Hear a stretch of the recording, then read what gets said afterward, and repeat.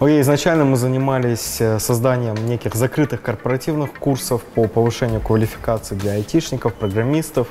И тогда мы осознали то, что таких курсов нет в принципе для робототехников. Копнули чуть дальше, узнали, как вообще учат робототехнику в школе, в всяких образовательных центрах, и пришли к выводу, то, что существующие методики и существующие роботы, они совершенно не подходят для будущего в индустрии. То есть те игрушки, на которых дети играют в всяких образовательных центрах, они не могут эти знания в дальнейшем использовать в своей профессиональной карьере. И тогда мы пришли к идее создания этого робота. Этот сдвиг парадигмы, его зовут Q-Mobot. Q от слова quality и Казахстан, конечно. То есть качественный робот. В чем его главная особенность? Это, конечно, его мозги. Мы используем индустриальный чип, который из-под коробки поддерживает Bluetooth, Wi-Fi, ничего дополнительного не нужно подключать. Чип, кстати, можно даже вытащить из робота и использовать в каких-то других своих проектах.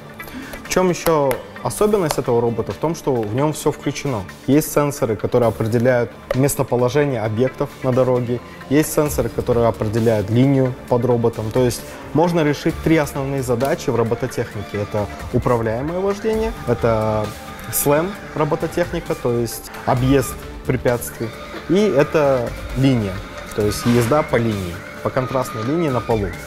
В чем еще уникальность? Помимо того, что мы делаем управляемого робота, можно сделать автоматического, неуправляемого робота.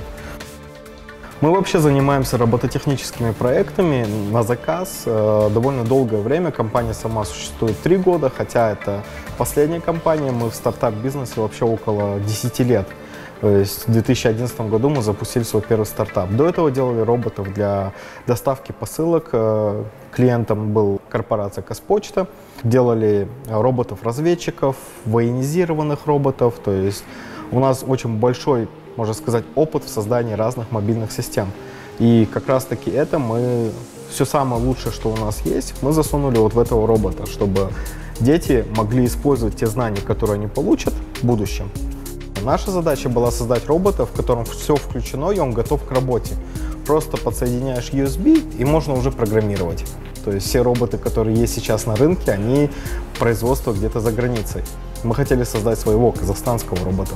Я хочу, чтобы дети со всего мира работали и учились на роботах, снизу которых будет написано «Made in Kazakhstan». Казахстан — это такая бесконечная ниша для создания роботов, для автоматизации труда. Вообще я в будущем, через лет 20, вижу в своих снах, можно сказать, в своих мечтах, то, что огромные табуны лошадей контролируются не пастухами, а квадрокоптерами, автоматизированные комбайны собирают пшено и так далее. То есть у Казахстана очень много возможностей в этой области. Почему я этим занимаюсь? Потому что это клево, потому что это классно. Делать роботов. То есть заниматься робототехникой, машинным обучением, информационными системами.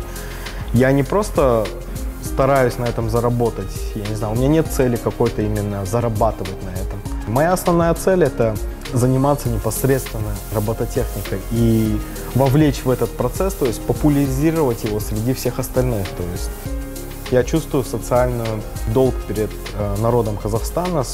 Это не совсем патриотизм в той форме, к которой мы привыкли. Это то, что вот я учился на грант, потом опять учился на грант, потом за счет программы стажировки смог поехать в Лондон, там поработать за счет Казахского университета технологии и бизнеса. Там чуть-чуть поработал. И это все всегда было для меня лично, было всегда бесплатно. Грубо говоря, это те деньги, которые каждый казахстанец платил в виде налогов. И я теперь чувствую эту ответственность. Я должен отдать свой долг своему народу. И работая над такими амбициозными и рискованными проектами, я думаю, что я в какой-то степени оплачиваю этот долг.